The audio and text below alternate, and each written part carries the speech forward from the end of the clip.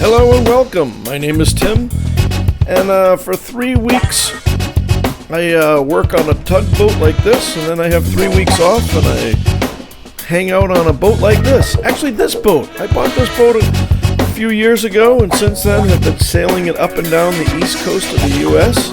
and into the Caribbean. We've been fortunate enough to put about 6,000 miles under the keel in the last few years. And these are some of the things that I've learned in that time. Stick around, I hope you like it. Hello and welcome. I'm Tim, and this is a special edition of SV Paquita. I'm trying to do this series with the things that I would have liked to know before I bought my boat, or maybe better said, the things that I've learned in the couple of years of owning the boat. But today, we're going to big word on a hand here. Big welcome to my special guest, Captain Spot over here. He is a YouTuber and a fellow Island Packet owner. He has a channel. I'm going to put his description, the link to his channel down in the description. It's Damage Control Sailing. Be more about that later. It's a phenomenal channel, and I can't say enough about it. But let's just get right into this. Today, we both bought similar boats. I think we both had this. We probably come from a relatively similar background. Neither one of us are independently wealthy. We've worked with our hands all our life, and you know, we didn't have a rich uncle that died, or we don't have a trust fund or anything like that. We're hardworking Americans, like maybe some of you are too, and we went after what we thought was a good boat to buy, and we both have had the ups and downs of new boat ownership, and we're just going to talk about that for a little bit. So, welcome, Spot. Thank you, Tim. Glad to be here. All right, good deal. So let's just jump right into this. There are many different ways you could do things. I think one thing that you and I, only because of circumstances, that sometimes when you find the boat that's right for you, it might be older than you want, it might be more expensive than you want, it might be bigger or smaller, but when it's right for you, it's right for you.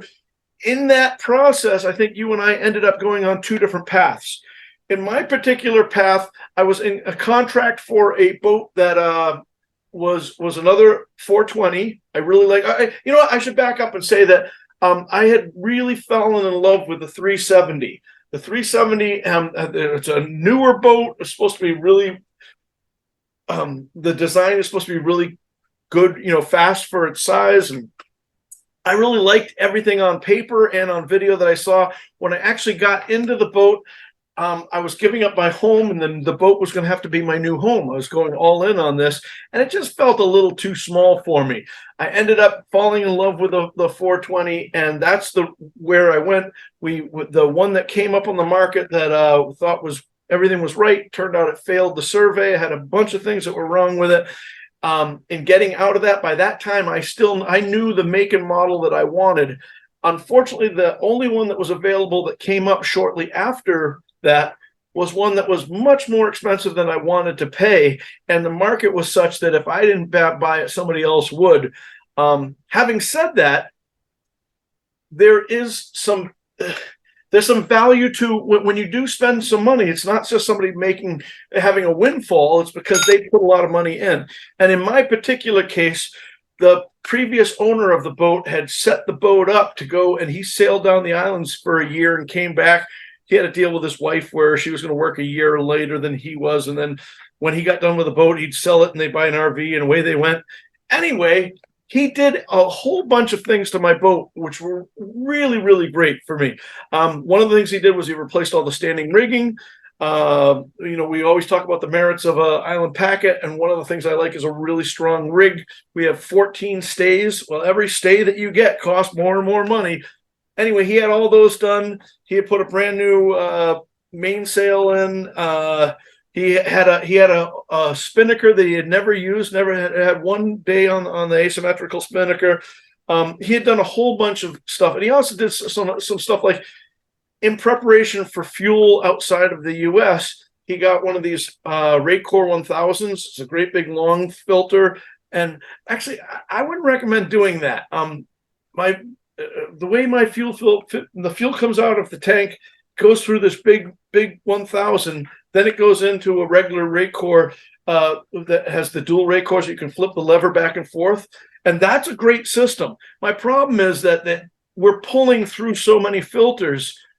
The vacuum gauge is already showing a lot of vacuum, even with brand new filters. I don't think you really need that rate core 1000, but anyway, the guy had done all that stuff. He had also ripped out all the electronics and had all the new electronics put in. I have a whole Garmin suite in there. All those things were great, but it came at a tremendous cost. Now, I say it came at a tremendous cost. If he put, say, $50,000 into the boat and sold me, or if he didn't put $50,000 into the boat and sold me the boat $50,000 less, I would have to put $50,000 in to get the same boat that I have today. So I had said, look, it's either pay me now or pay me later. It's gonna happen. I got that, and what I got for paying that money was a turnkey boat. We got on it and immediately started sailing, and I put almost about 6,000 miles under the keel in the last couple of years. Now, you had a slightly different. Just watching your videos, you've had a slightly different experience. Is that something you can tell us about? No, not seamless at all.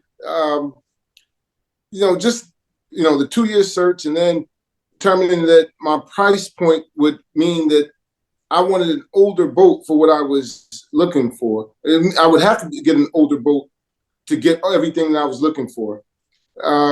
You have a newer boat. I have an older. My boat is 30 years. It was kitted out to sail extensively across oceans. It had the dinghy, the good outboard, water maker. It has all these things.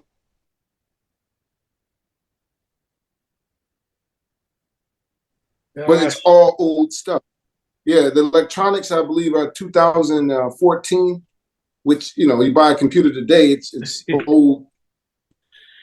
So the thing is, all of this stuff is still functional. Right. So right. My price point was, hey, get an older boat with older stuff that works, and you'll be okay. I'm just using older stuff.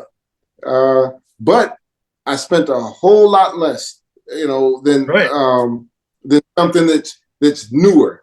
So when you're trying to determine what to buy, you can go older and get a lot of stuff for cheap, but you can't go newer and get a lot of stuff for cheap. It's just no way to do it. And the same goes with size too. If you want to go newer, you better be getting a smaller boat unless you're made out of money. So no, I completely agree with you. So that's interesting. Now, some people, I think that when unlike buying a car where you go to the local dealership or whatever, usually when you buy boats that are basically about the price of a house now, or maybe even more or less, depending on where you live and all that sort of stuff, you might have to travel a great distance to find where the boat is. And in my case, I went from Rhode Island down to Rock Hall, Maryland, to get the boat there. I think you went all the way to Florida, didn't you? Yes. Yeah, I did. And go ahead. So getting a boat far away from home is a challenge in and of itself, because you won't have, unless you have relatives down in the area or somewhere to stay, or you're really familiar with the area, you usually don't get an opportunity to do a proper shakedown before taking the boat, to where you need it. So a lot of times the transit to get the boat home is your shakedown. And that's what happened with me. And that's when I discovered dirty fuel issues that I had no clue about. Because we did the survey on the Intercoastal Waterway on flat water, the engine really performed superbly. But then when I got in the ocean with the big waves, then the waves churned up all the crud in the tank and started stalling the engine. I didn't have a clue as to what was going on, so I thought I just had engine failures that came out of nowhere, and the boat was a lemon. All the things play in my head. So not understanding how diesel sits up for a couple of years will turn bad, it really messed up my trip, because I just didn't know what was going on. Sure. And the people that haven't seen your channel, I really encourage you to take a look at his channel. He does an excellent job of documenting in a uniquely honest way of saying, this is what I did. I'm going here. I'm really excited about this, and you really share your emotions. Which, dude, in today's world, it's beautiful. I love that. I'm somebody that wears my heart on my sleeve, and I don't see a lot of other people out there that do that. And I really have a lot of respect for you and your channel because you are so honest about that. So once again, I'm plugging his channel. You got to see his channel. His channel's wonderful. But anyway, when you buy a boat, you got to get it home and that sort of stuff. I had an issue that really surprised me. I didn't think that buying insurance would be an issue at all, especially because my everyone I had talked to said that Island Packets can get insured anywhere. There are these ocean rated boats and they insure for any ocean and blah, blah, blah, blah, blah. Well, I have, over 10,000 days at sea, and I have a whole, but by the way, I didn't tell anyone, you probably can see, I'm not on the tugboat. I mean, I'm not on the sailboat right now. I'm at work. I work on a tugboat, and so we have a little downtime right now. So I figured I'd get with Sput and tell you guys about our process of buying stuff. Well, anyway, with a lifetime at sea and doing a lot of continuing education, test classes, credentials, all these sorts of things. Because I haven't owned a boat in the last 10 years, I've had many boats throughout my life, but I haven't had one in the last 10 years. On paper, the insurance company saw me as a new boat owner, and it was virtually almost impossible for me to insure my boat. The first year I did it, I had to do it through Lloyd's of London, and Lloyd's of London did like 51%, and then they farmed out the rest through somebody else, and it was a crazy amount of money. I think at that time it was like $6,000. And they didn't cover any named windstorms, which seems so stupid to me because that's the only reason why you'd have insurance is for named windstorms. Yeah, so I'm having trouble with my internet connection. This is something that happens when you're down in the tropics, or at least rolling around in a bumpy anchorage out here. So that's where we're at. But anyway, according to I had a very difficult time getting insurance. They said that I was a new boat owner, and I even had one insurance company tell me that it might help if I took a boating safety course. Probably good idea. I don't know if they know, but I kind of do a lot of this stuff. Anyway, that was a big shock to me. I thought not only would I get insurance in a heartbeat, but I would have thought that I would have got an amazing deal and all that. So can you tell us a little bit about your experience getting insurance, Spot? So surprisingly, Tim, my situation or my experience not easier than yours, and I don't understand why. You have, tons more sea time than me. I was practically new to doing this. I got into a naval program where they trained me as an instructor to take the midshipmen offshore for their summer program in a Navy 44. It's a 44-foot sailing vessel, and there are 8 students on board and 2 skippers. Uh-huh. And we just change watches. We do our watches. I'm in charge of one watch. The other skipper's in charge of the other. And we just teach, and we take them on a passage. So I did that for 3 years, and then I was off to get my own boat, and they insured me because of that program. Yeah, well, essentially, because I could show dominant offshore sailboat experience. Having never been a sailboat owner, they took that. So you can't figure these insurance people out. Well, I would think that you would be a very good risk because, one thing I've tried to make very clear on this channel is that although I have a lot of time at sea, I'm not a sailor. I say that, there are a lot of these kids that go to maritime school that come out with these massive licenses. It doesn't make them, they might have a license that says captain on it, but they're not, it's going to be 10 years before they're going to be captain, But anyway, so if you're buying a boat, insurance is something that you might want to think about. It's not if you have an in like Sput did, that's great. For me, it was very difficult for me. I did find through the Island Packet Owners Association that there are companies that will insure you around the world and do all kinds of good stuff. But the thing about that is they want somebody on the boat all the time when you're out of U.S. waters. And when I went to Puerto Rico, they, even though that is part of the U.S., they called it Caribbean waters for insurance purposes. So there's some other stuff there. And so anyway, that's that. So it's just be aware. That was a shock to me. And it's also a shock to me that you got such a great deal on insurance. And I say that's good, because you should. And I thank you so much for the service you've given all of us who love this country. And I thank you so much for you and your other people in the military taking care of all of us. Was I interrupting you?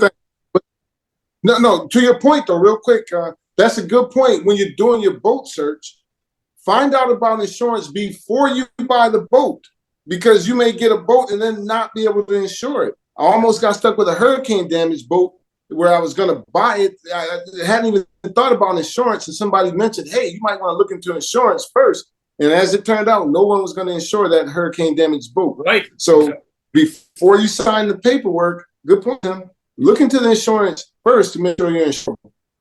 As long as we're talking about this stuff, we should also talk about, there's some obvious things, and I think it really depends on how the market is, but you would think that once you buy a boat, finding a place to put it is not that big a deal.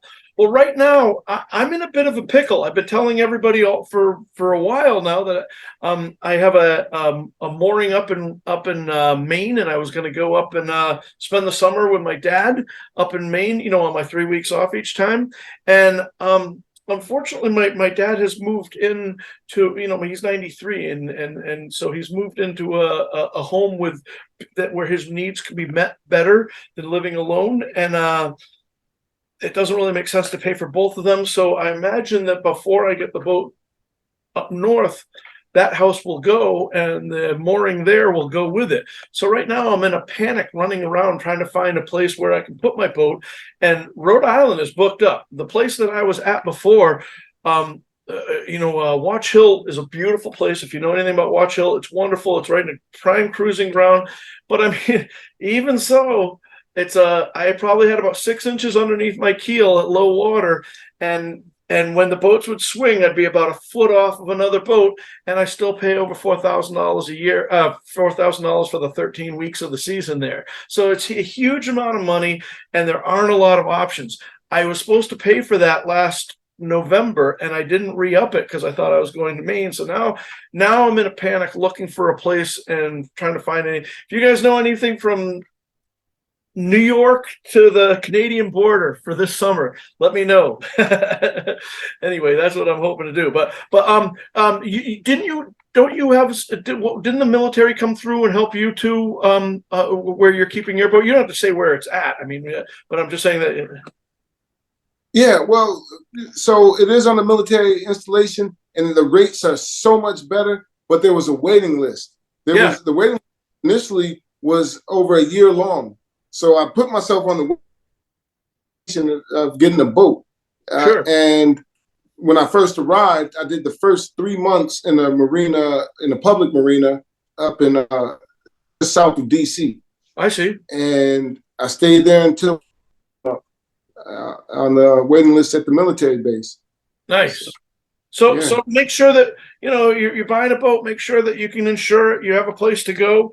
And, one thing that people, I think Sput and I've talked about this before to ourselves, but it's worth talking about the size of a boat.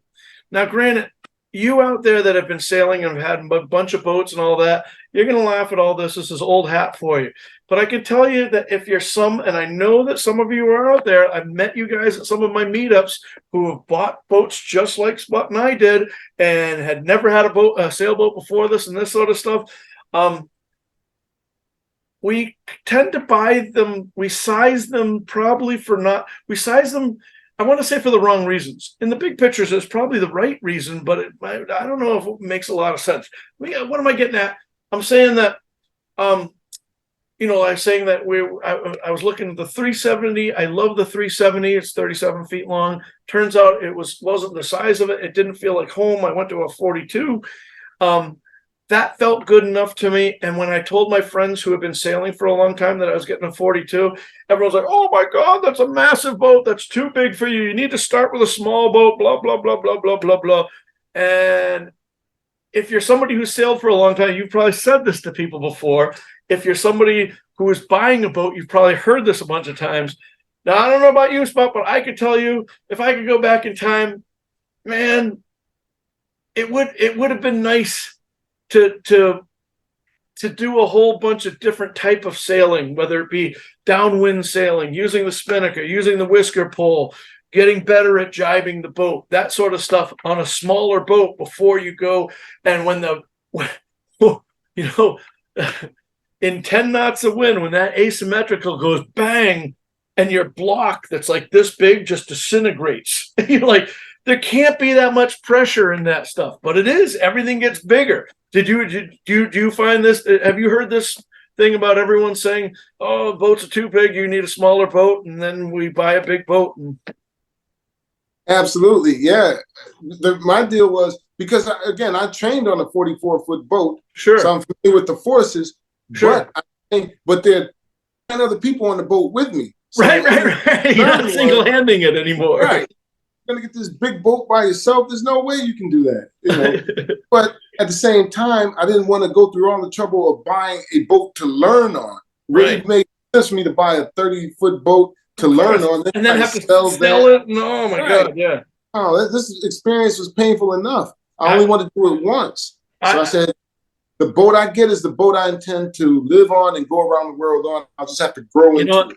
Very well said. Very well said. I recently was at a dinner where when we were at Lake Sylvia, a bunch of us cruisers all went out to Kelly's Landing for dinner one night, and there was a guy there that was looking at a boat, and he was hiring one of the local cruisers to go look at the boat with him, and it was a 56 or 58-foot boat, and he never sailed a boat. He had never done anything. He just knew that he wanted a sailboat. And I thought to myself, you know what? That's probably going to be a 56-foot floating condo at his dock, because if he takes that out, he's probably not going to want to put it back to the dock once he takes it out. But anyway, that was just something that I wanted to talk about. Let's see, what else do we got to talk about? Get the boat here, the size of the boat. Well, I think we've wrapped up just about everything. I do have three things. I was having trouble remembering the third thing to tell you, but I think I've remembered it now.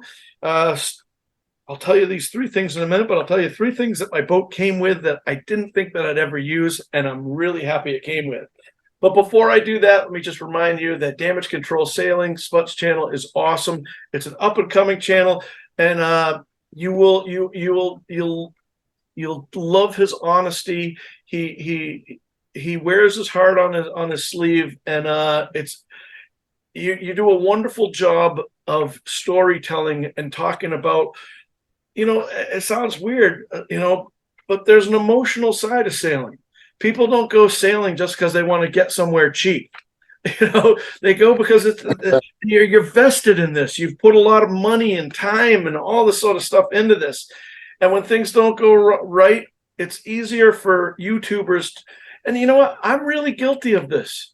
There's a lot. Whenever bad things are happening, I never pull out the camera. It's not because I don't want you guys to see the bad stuff. I just have other stuff that I'm working on at the time.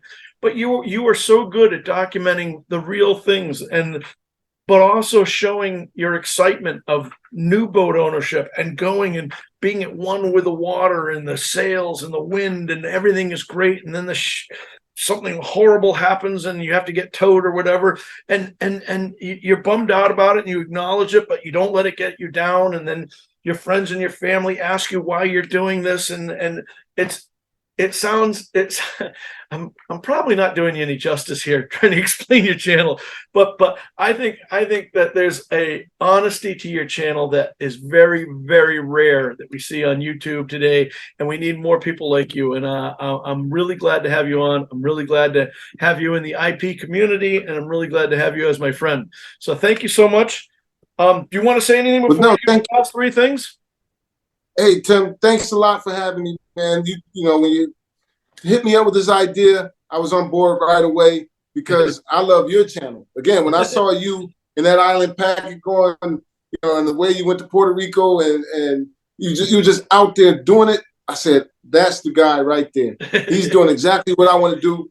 Thing looks so fun, and you were honest too, and it was a real experience because I can relate. We're right around the same age. We're not, these 20-year-old adventurers. You look better than I do, because black don't crack. Look at me. Thanks, man. But yeah, I really related to your channel, man. No, you look good, man. I really related to your channel. And I said, wow, Island Packet, a guy out there doing it. That's exactly, where it is for me, and you, and there's another channel, Sailing Tashi over on the West Coast, man. We're all going to connect. We're all going to connect. And they already subscribed to you, Tim. I talked to them the other day. Good deal. And they said, yeah, we know Tim. We love his channel. We like this. They're 420 owners too. Yeah, so, that's great. Well, good deal. Yeah, man. But you got fans in the world. It's Damage Control Sailing. Put a link in the description. Thank you so much. But before we go, these are the three things that I never would have there were some things I wanted on a boat. When I traded in my house for a boat, basically, I say I traded in, but you know what I'm talking about. I wanted a real shower. I didn't want a wet head, a shower that sprays over the toilet and all that. So the 420 has a real shower. I wanted a bed that I could walk around. I can't walk around the whole thing, but I could do there's stuff like that. But there are a bunch of other stuff that seems expensive and more things to break that I probably wouldn't have bought. And I'm pretty glad that it came with it. First being in the bow thruster. I drive a tugboat for a living. I'm not trying to be arrogant or anything, but I'm at one with what I do. I'm very happy doing this. So I don't need any damn bow thruster. I don't have a bow thruster on, the 400-foot barge and 100-foot tug. I don't use a bow thruster. I don't need any of that. Well, let me tell you this. When you use my bow thruster too much, you've got a few, you can burp. And then after a while, it has a temperature thing where it pops out so you don't overheat it, and you don't have it anymore. I'm like, what are we going to do without it? So, now, any of you haters out there that have fin keels, say, I have a boat that's 50 foot long and I don't need a bow thruster. Yeah, you got a fin keel. You know what? We all have full keels. My boat's 30,000 pounds. I think your boat is even more. Is it yours like 34? Right around. No, it's about the same. Is it? Well, at any rate, they're big, heavy, deep boats with a huge keel, and man, they want to go. When you back them up, they want to go to port real bad, and they got a mind of their own. Anyway, really happy to have the bow thruster. Another thing that I never thought that it just seemed like a waste of money and just something else to break is electric winches. My boat came with the two primary winches are electric. Never thought that I would love them. I wish every winch on my boat was electric. Oh my God, greatest things ever. I don't know that if I was going to pay for them. I see how much they cost, and I don't know that I would have spent that kind of money, but man, am I happy I have it. And then the third thing, I think you can relate to this because I think you have the same thing. The boat came with a rib, a rigid hull inflatable dinghy. I'm not real happy with the rib, but it's timed out. It's a PVC one. I need to buy a high field. I'm just waiting for this one to die. But it came with a 15-horse outboard. And, it's a drag because the thing's heavy and you really should take it off. And I don't take it off, and I really should, and all this sort of stuff. Having an outboard that's a big outboard on a good dinghy. If you're just gonna go around coastal cruising, it doesn't really matter. Get the 2-horse that you can lift up with one hand. It's not a big deal. But especially going to the Bahamas and stuff, there are a lot of places we'll anchor the boat, or the boat will be in the national park on a mooring, and you'll run the dinghy 4 or 5 miles. And you say, oh my God, that's a long way. It's not that long when you're doing 25 knots on the dinghy. And I don't know that I would have bought I had an 8-horse laying around. Thing came with a 15, and I'm so happy it would. You have a big engine on yours too, don't you? It's 15, I believe. Yeah, exactly. And you probably find the same thing, don't you? That when you need that power, you get up and go. Yep, I'm still practicing with mine. I've been in it a handful of times. No, I'm still getting there. oh, and you know what? One thing I didn't tell you guys is that I think the video after this is going to be my power video, and it's the one talking about. Let me put this up here. But I just made the jump to there we go. I'm trying to do this backwards for dyslexic. But I just installed 900 amp hours of lithium, and I put a full Victron kit in, and I had a whole bunch of help from different electrical engineers. And I've tried, and instead of going and videotaping where all you see is me sweating in tight compartments with a wrench, I just did it right here on paper on the tug. So if you're not ever going to do a lithium conversion, you probably don't want to see it. If it's something that you want to do, or something that you're in the process of doing, or something that you've done and you're not sure if you've done it right, I address a couple common mistakes that I see being made over and over and over again as far as using a DC to DC charger. I think people always put those in backwards, and I don't mean the polarity. I mean that they're charging their house battery with that, and it really should be the other. You'll see that. And then another thing is about protecting your alternator with a transient spike arrestor. All these things. I put this in a video, and that should be coming out next week. So that's it. Spot. Thank you so much. I really appreciate it. Looking forward to sailing buddy boating with you. And any of you guys that are out there, look for Damage Control Sailing out there. Click on the link, and you see me around. Know that I have a magnetic liver, and I'm looking for anybody out there to share a cocktail with me. I'm not when I'm at work, but you know what I mean. You guys, thank you so much. Spot, thank you so much. And you guys, Thanks, Tim. Thanks. be safe. And as always, I'll see you guys on the one.